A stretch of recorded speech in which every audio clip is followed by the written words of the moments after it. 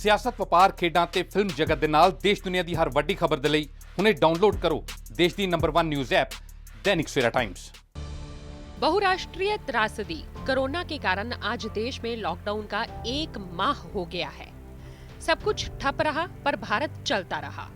इस 1 माह के भीतर प्रधानमंत्री नरेंद्र मोदी ने सक्रियता से भारत का नेतृत्व किया और संदेश दिया कि उनमें विश्व का नेतृत्व करने की ताकत है।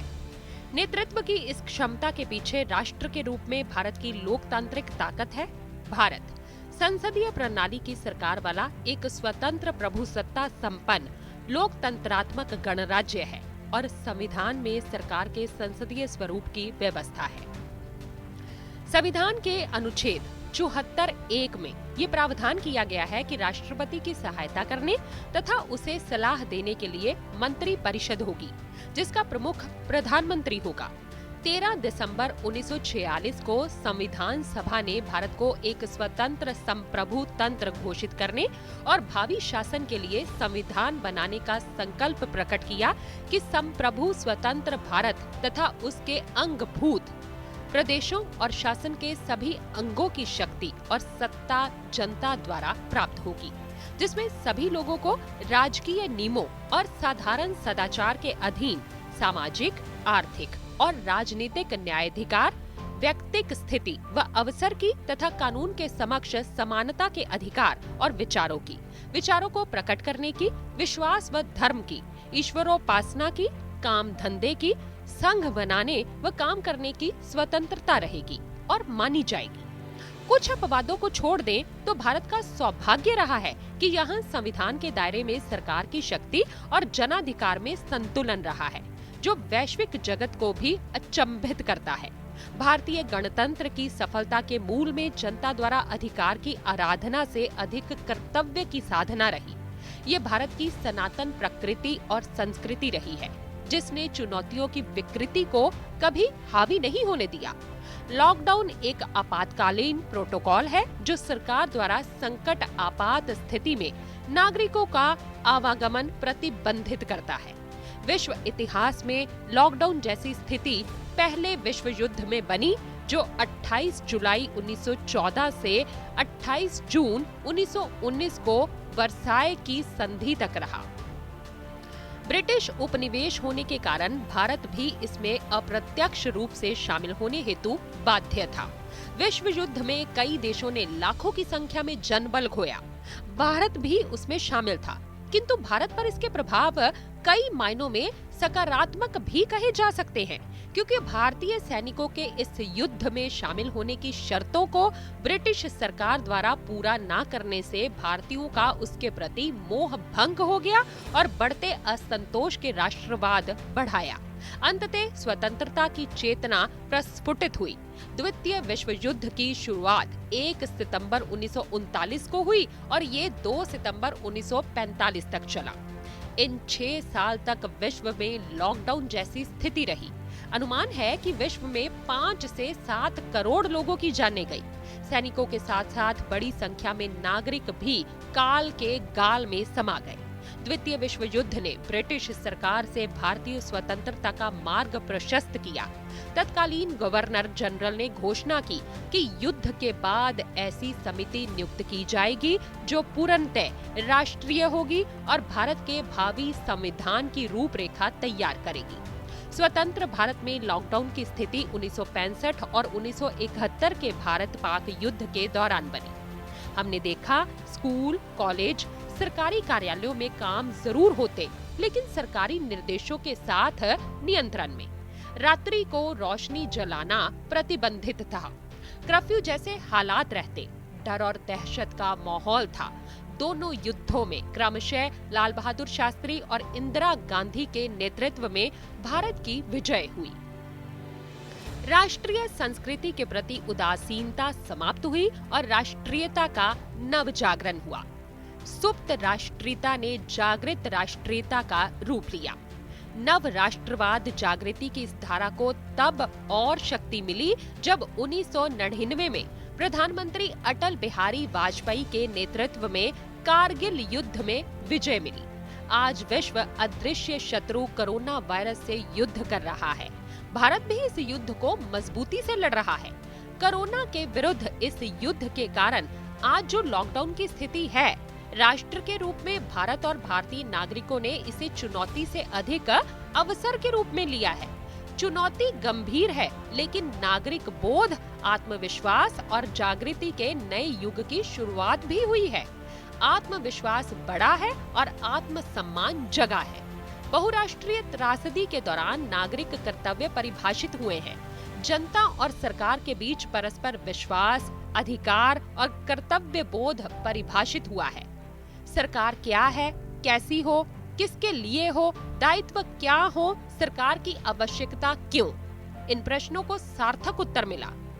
कौ नृप होए हमें का हानि, इस दायित्वहीन जनबोध का ज्ञान शोधन हुआ। किताब के ज्ञान की अपेक्षा राष्ट्र की घटना से मिलने वाला ज्ञान गंगा की तरह अविरल प्रवाहमान है। लॉकडाउन के इस दौर में लोगों ने घर रहकर राष्ट्र की आराधना की है। सामूहिकता, पड़ोसी भाव, रिश्तों की मजबूती, अपनत्व, आत्मीयता, उदारता, सेवा भाव को उचित स्थान मिला। कोई भूखा नहीं रहेगा का भाव जगा है। सरकार के आग्रह और नागरिकों के कर्तव्य से संकट की इस घड़ी में नागरिक बोध का जागरण हुआ है। कश्मीर से कन्याकुमारी तक एक ही जन भावना है, मैं भी जीऊं और सब जिए। सहिष्णुता, सहानुभूति, संवेदनशीलता और सद्भाव का ऐसा अद्भुत दृश्य भारतीय समाज ने पूर्व में शायद ही देखा हो। जनप्रतिनिधि भी लॉकडाउन के दौरान अपने वास्तविक कर्तव्य निभा रहे हैं। जनप्रतिनिधियों से यही अपेक्षा रहती थी कि नाली, नाले खरंजा और सड़क का निर्माण करवाया जाए। विकास के यही मायने थे, लेकिन आज साबित हो गया कि जनप्रतिनिधि का पहला कर्तव्य है जान माल की सुरक्षा। जनता और जनप्रतिनिधि दोनों इस आत्मबोध से युक्त हैं। सभी वर्गों ने कोरोना महामारी से निपटने और लॉकडाउन की स्थिति से उबरने में अपना योगदान दिया। लॉकडाउन के इस काल में पत्रकार, कलाकार, रचनाकार, शिक्षक, समाजसेवी सभी ने अपना सहयोग दिया है। घर घर में समाधान आया। बच्चों ने अपने घरों से जो संदेश दिया, पूरे राष्ट्र ने देखा। हम सब अपना अपना राष्ट्रीय कर्तव्य निभा रहे हैं। मुंडन, उपनयन, विवाह या श्राद्ध कर्म हो, हम लोग सब फिलहाल स्थगित कर रहे हैं। उत्तर प्रदेश के मुख्यमंत्री आदित्यनाथ योगी अपने पूर्वाश्रम पिता के अंतिम दर्शन नहीं कर पाए। उन्होंने राष्ट्र को संदेश दिया कि पुत्र धर्म से बड़ा राष्ट्र धर्म है। ये प्रेरक त्याग है। पूरे देश में इस समय अलग अलग विभागों के लगभग 1,25,00,000 कोरोना योद्धा अगली पंक्ति में कार्यरत हैं, जिनमें डॉक्टर्स, अस्पताल कर्मी, पुलिस, सफाई कर्मी शामिल हैं। कोरोना योद्धाओं पर आक्रमण की कुछ अवांछित घटनाएं हुई हैं, लेकिन गृह मंत्रालय ने संज्ञान लेकर ऐसे मामलों में राष्ट्रीय सुरक्षा अधिनियम के अंतर्गत कड़ी कार्रवाई करने को कहा। उत्तर प्रदेश, मध्य प्रदेश सहित कई राज्यों में सख्ती से कार्रवाई हुई है। सार्वजनिक हो या निजी उपक्रम, सभी ने अपने स्तर से योगदान दिया। भारतीय रेल ने दवा और खाद्यान्न को देश के कोने कोने तक पहुंचाया। वहीं रेल डिब्बों को अस्पताल में परिवर्तित किया। विनिर्माण क्षेत्र में लगे उद्योगों ने मास्क, टेस्ट किट और पर्सनल प्रोटेक्शन इक्विपमेंट्स का निर्माण किया। कोरोना महामारी तो बहुराष्ट्रीय त्रासदी है, लेकिन इस त्रासदी ने विशेषकर हमारे भारतीयों को अनेक सीख दी है। भारत के प्रधानमंत्री नरेंद्र मोदी की पहल पर इस त्रासदी के बीच विश्व के 62 देशों को हाइड्रोक्सी क्लोरोक्विन सहित अनेक दवाओं की सप्लाई हो रही है। विश्व त्रासदी के इस काल में अपने देश का नेतृत्व करते हुए प्रधानमंत्री नरेंद्र मोदी ने सार्क देशों और G20 देशों, जिसमें विश्व के अग्रणी देश शामिल हैं, की अगुवाई की है। अमेरिका, फ्रांस, जर्मनी, ब्राजील जैसे देशों के राष्ट्रीय अध्यक्षों ने प्रधानमंत्री नरेंद्र मोदी को न केवल बधाई दी, अपितु भारत का शुक्रिया भी अदा किया। विश्व में कोरोना त्रासदी विकराल रूप ले चुकी है। कोरोना संक्रमित लोगों की संख्या विश्व में बढ़कर 25 लाख से अधिक हो गई है और इसने 1.25 लाख से अधिक लोगों की जान ले ली है। साथ ही राहत भरी खबर कि विश्व भर में अब तक कोरोना महामारी से 6.56 लाख लोग ठीक भी हुए हैं। अमेरिका की स्थिति सबसे गंभीर है, जहां 8 लाख से अधिक लोग संक्रमित हैं, वहीं 45,000 से अधिक लोगों की मृत्यु हुई है। इटली, फ्रांस, स्पेन और जर्मनी में भी मरने वाले लोगों की संख्या हजारों में है और ये लगातार बढ़ रही है। जहां तक भारत का प्रश्न है, सब नियंत्रण में है। कोरोना संक्रमितों की संख्या अब तक लगभग 20,000 है, जिसमें लगभग 4,000 से अधिक लोग ठीक हो चुके हैं, जबकि 650 से अधिक लोगों की मृत्यु हो चुकी है और 15,000 संक्रमितों का अस्पतालों में उपचार चल रहा है। गोवा, मणिपुर, उत्तराखंड राज्य पूरी तरह कोरोना मुक्त घोषित हो चुके हैं। 22 करोड़ की आबादी वाले उत्तर प्रदेश और 12 करोड़ आबादी वाले बिहार में कोरोना संक्रमितों की संख्या कम है। पूरे देश में कोरोना संक्रमितों की संख्या की वृद्धि की गति में लगातार कमी आ रही है।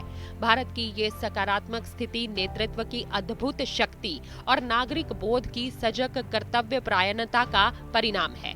ब्रिटिश सरकार के विरुद्ध आजादी की लड़ाई में राष्ट्रपिता महात्मा गांधी ने अगुवाई की और भारत को आजादी दिलाई। आज कोरोना के बहुराष्ट्रीय त्रासदी में प्रधानमंत्री नरेंद्र मोदी भारत के पारिवारिक मुखिया के रूप में जो भूमिका निभा रहे हैं, उसके प्रति सामूहिक श्रद्धा का ज्वार उमड़ पड़ा है।